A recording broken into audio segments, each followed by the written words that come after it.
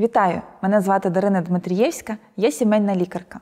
З часів початку епідемії ми дізналися багато нового про своє здоров'я та почали уважно слідкувати за всіма симптомами.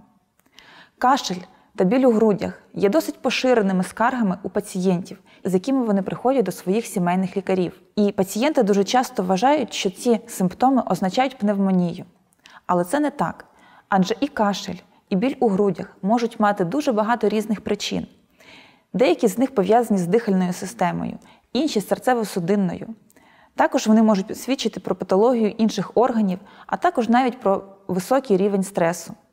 Будь ласка, не займайтеся самодіагностуванням і тим більше самолікуванням. Зверніться до свого сімейного лікаря для визначення точних причин ваших симптомів та за лікуванням. Бережіть себе та будьте здоровими!